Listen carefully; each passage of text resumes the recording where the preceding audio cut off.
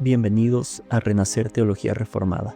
Mi nombre es Eric Caballero y este canal nace con el propósito de estudiar la palabra de Dios de una manera seria, profunda y fiel a las Escrituras, desde una perspectiva reformada, buscando siempre que la verdad del Evangelio transforme nuestro corazón.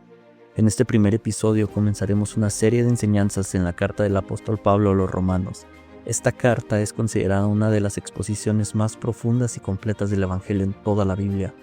Hoy estudiaremos el capítulo 1, donde el apóstol Pablo nos introduce al poder del Evangelio, la revelación de la justicia de Dios y también la realidad de la condición pecaminosa de la humanidad.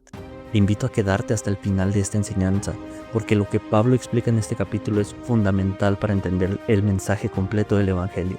Así que, abre tu Biblia y acompáñame a estudiar Romanos capítulo 1. El capítulo 1 de la Epístola a los Romanos, escrito por Pablo de Tarso, constituye el fundamento doctrinal de toda la carta y una de las exposiciones más sistemáticas del Evangelio en el Nuevo Testamento. Desde una perspectiva de teología reformada, este capítulo establece verdades esenciales acerca de la soberanía de Dios, la revelación divina, la depravación total del ser humano y la necesidad absoluta de la gracia salvadora. Romanos 1 no solo introduce el contenido del Evangelio, sino que explica por qué la humanidad necesita desesperadamente ese evangelio. El argumento del capítulo sigue una progresión lógica. Dios se ha revelado. El ser humano ha rechazado esa revelación y como resultado, toda la humanidad se encuentra bajo juicio y corrupción moral. Este marco prepara el desarrollo posterior de la doctrina de la justificación por la fe sola y la salvación por la gracia sola. La carta fue escrita aproximadamente entre los años 56 al 58 después de Cristo, probablemente desde Corinto, durante el tercer viaje misionero de Pablo. La iglesia en Roma no había sido fundada directamente por él, lo que explica el carácter particularmente sistemático y doctrinal de la epístola. Pablo presenta cuidadosamente su teología a una comunidad que aún no conocía personalmente su enseñanza. La iglesia romana estaba compuesta por judíos y gentiles convertidos, lo que generaba tensiones relacionadas con la ley, la identidad del pueblo de Dios y el lugar de Israel en el plan divino. Estas tensiones constituyen el trasfondo del énfasis de Pablo en la universalidad del pecado y la universalidad de la salvación de Cristo. Desde una lectura reformada, este contexto refuerza uno de los objetivos principales de la carta: demostrar que tanto judíos como gentiles estaban igualmente bajo el pecado y dependen completamente de la gracia soberana de Dios para la salvación. Romanos 1 funciona como la primera sección del argumento general de la epístola.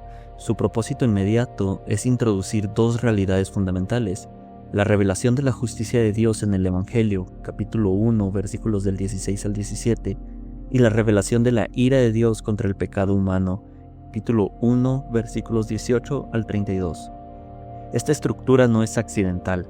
Pablo primero presenta la solución, o sea, el Evangelio, y luego explica el problema, la condición caída del ser humano.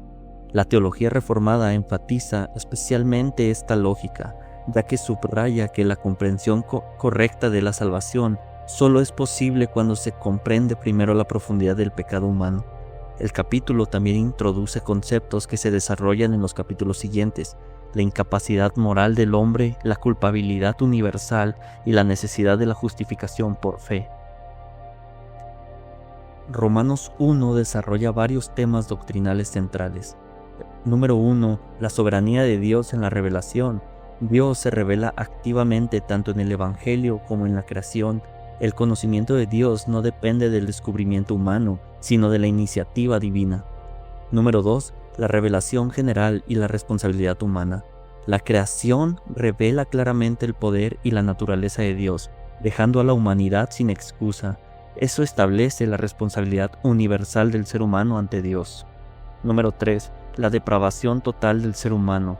El capítulo describe cómo el pecado afecta toda la naturaleza humana, mente, voluntad y conducta. La teología reformada identifica aquí el fundamento bíblico de la doctrina de la depravación total. El ser humano está radicalmente corrompido y es incapaz de volver a Dios por sí mismo. Número 4. La idolatría como raíz del pecado. El problema fundamental del ser humano es teológico antes que moral. Sustituir al Creador por la creación Toda corrupción ética surge de una rebelión espiritual. Número 5. El juicio de Dios como abandono judicial.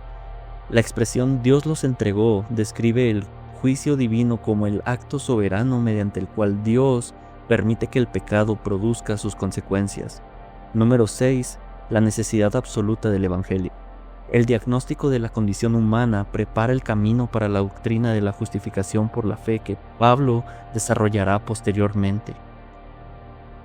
Romanos 1 establece el diagnóstico del problema humano para preparar la exposición de la solución divina.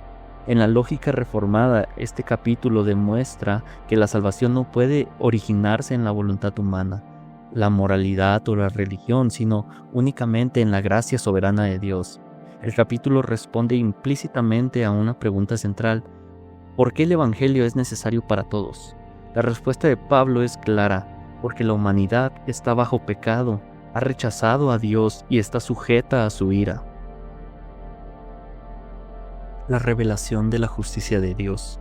Romanos capítulo 1, versículos 1 al 17. La apertura del capítulo 1 de la epístola a los Romanos no es simplemente un saludo epistolar, es una declaración programática del Evangelio. En estos capítulos, Pablo de Tarso introduce el tema que dominará toda la carta: la revelación de la justicia de Dios. Desde una perspectiva reformada, esta sección establece la naturaleza objetiva del Evangelio, la iniciativa soberana de Dios en la salvación y el carácter exclusivamente judiciario de la justificación. El origen divino del Evangelio. Capítulo 1, versículos 1 y 2. Pablo se identifica como siervo y apóstol llamado, separado para el Evangelio de Dios. Esta autoidentificación subraya dos realidades esenciales. Primero, la autoridad apostólica no es autoasignada, sino conferida, soberanamente por Dios. Segundo, el Evangelio no es una construcción humana, sino una revelación divina.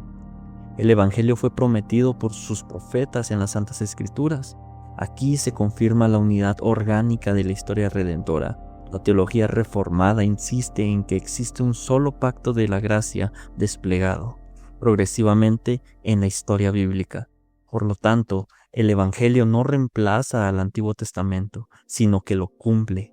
La revelación de la justicia de Dios en Cristo es la culminación de lo que había sido anticipado tipológicamente y proféticamente.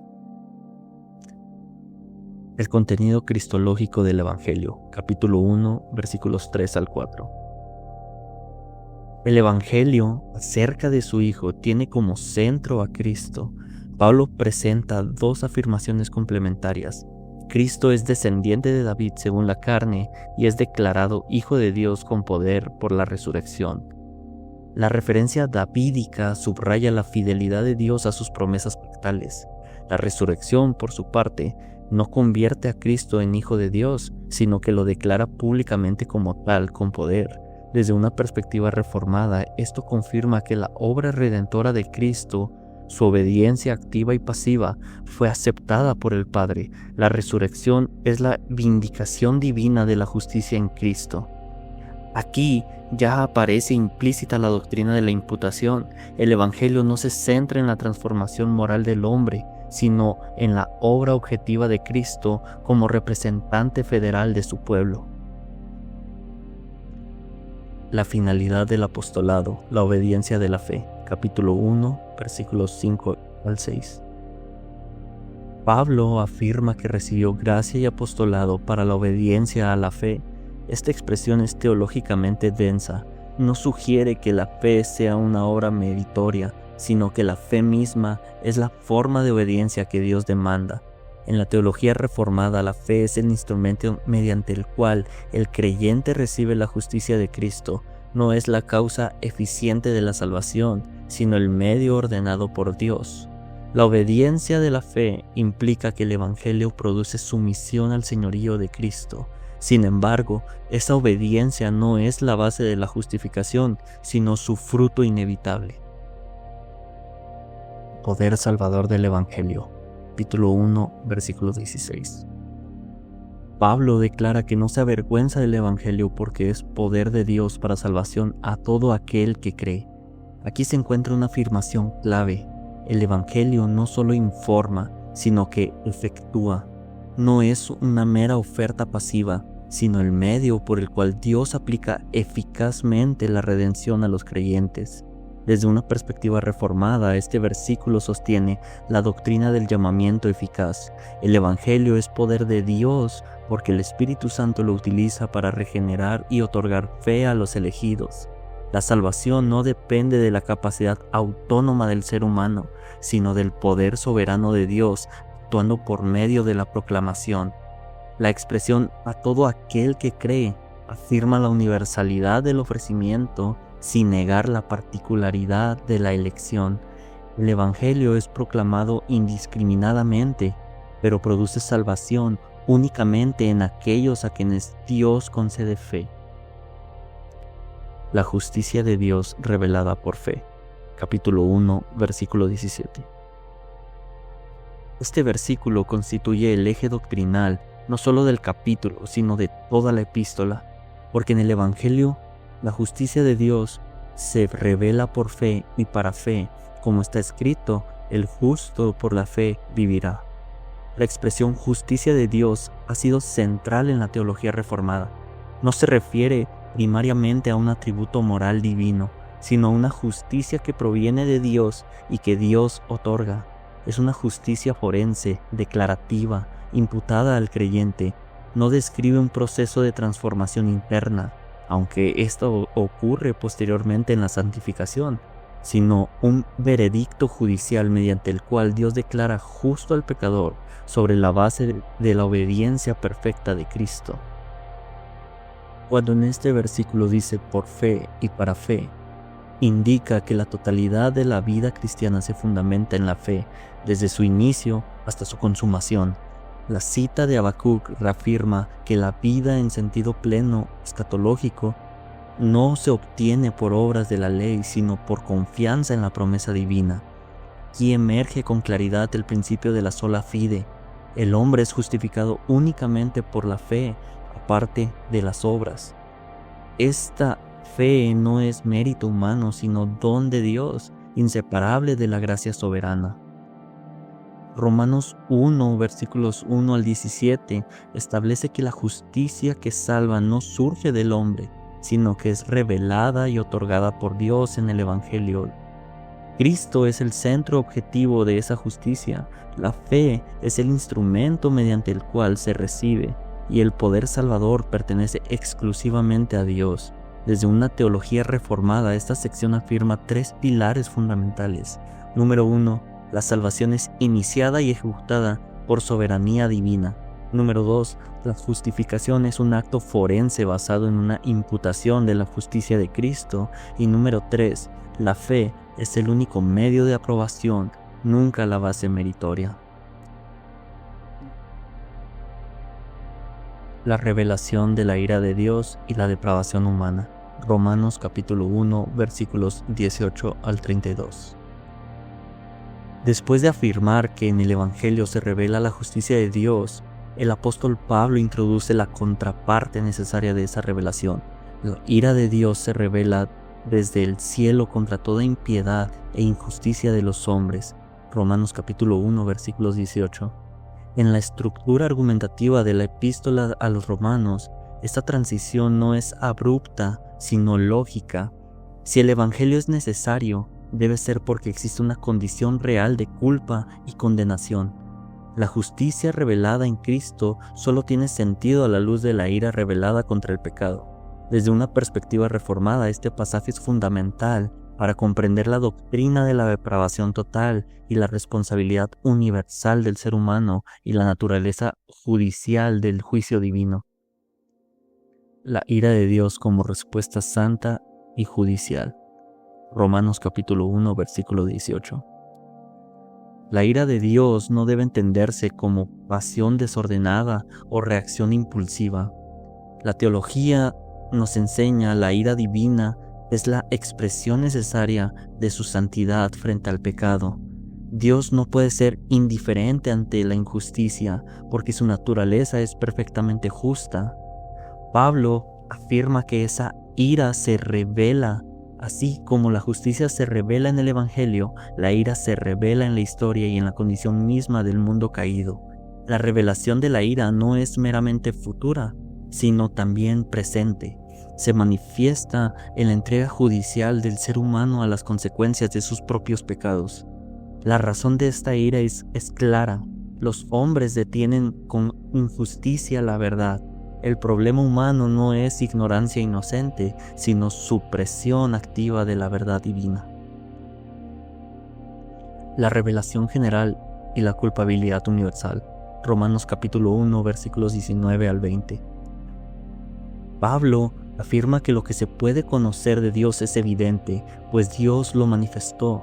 Atributos invisibles, su eterno poder y deidad, se hacen claramente visibles por medio de la creación.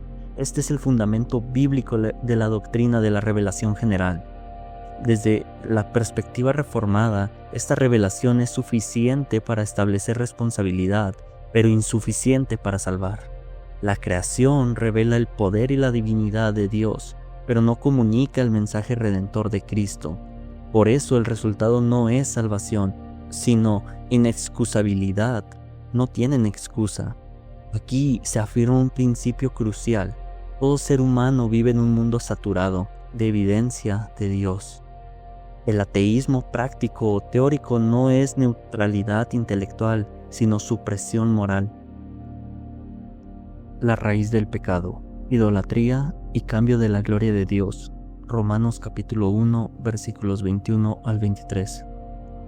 El deterioro espiritual comienza cuando, habiendo conocido a Dios, los hombres no le glorificaron ni le dieron gracias. La ingratitud es presentada como un acto profundamente teológico, negar a Dios el reconocimiento que merece.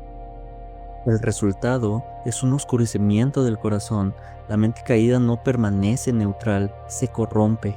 La proclamación de sabiduría humana termina en necedad porque ha sido desconectada de la fuente de toda verdad. La esencia del pecado se define aquí como un cambio.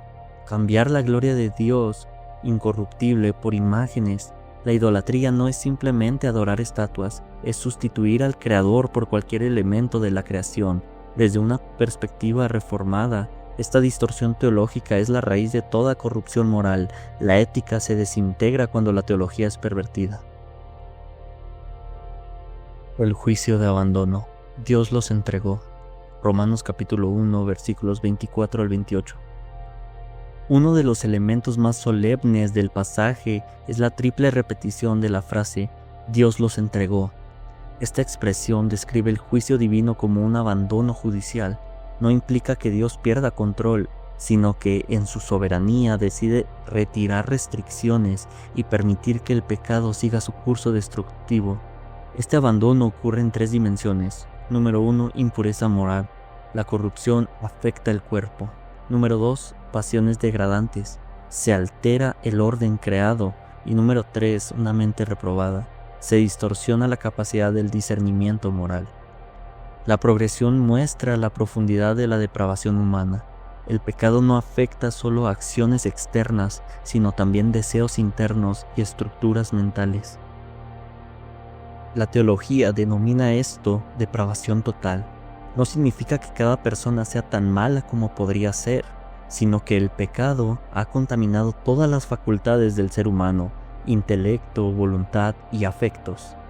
La mente reprobada indica incapacidad moral. El hombre caído no solo no quiere buscar a Dios, tampoco puede hacerlo correctamente porque su entendimiento está oscurecido. Esta es la base bíblica de la doctrina de la incapacidad total. Sin la intervención regeneradora del Espíritu Santo, el ser humano no puede volver a Dios. La manifestación social de la depravación. Romanos capítulo 1, versículos 29 al 31. Pablo concluye con una extensa lista de pecados que abarcan todas las esferas de la vida: injusticia, envidia, homicidio, engaño, desobediencia a los padres, falta de misericordia. Esta enumeración demuestra que la rebelión contra Dios tiene consecuencias comunitarias. El pecado no es meramente privado, desintegra relaciones, corrompe estructuras sociales y erosiona la convivencia humana. Cuando el hombre rechaza la autoridad de Dios, inevitablemente surgen desórdenes horizontales. La aprobación del mal como culminación del endurecimiento. El pasaje termina con una afirmación alarmante. Aunque conocen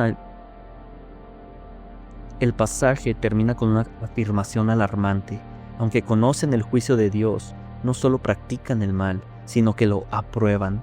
Aquí se revela el grado máximo de endurecimiento. La conciencia no ha sido eliminada, pero ha sido silenciada. Desde una perspectiva reformada, este versículo confirma que el problema humano es moral antes que intelectual. El hombre conoce, pero rechaza. Entiende, pero no somete.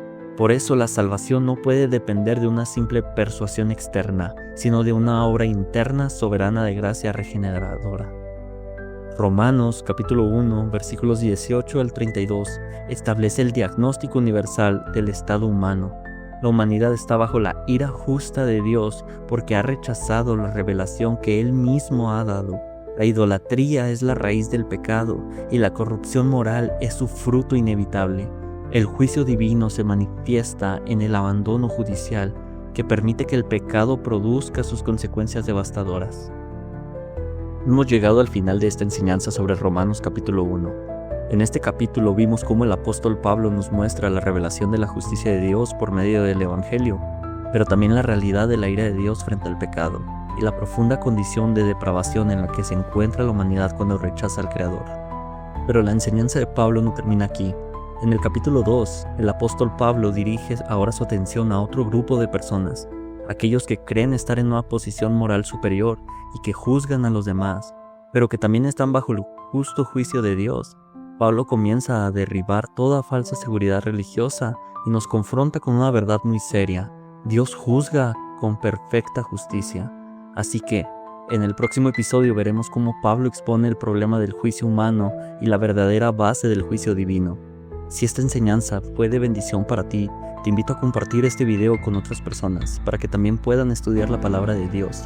Y no olvides suscribirte al canal para no perderte los próximos episodios en esta serie de Romanos. Nos vemos en el siguiente capítulo.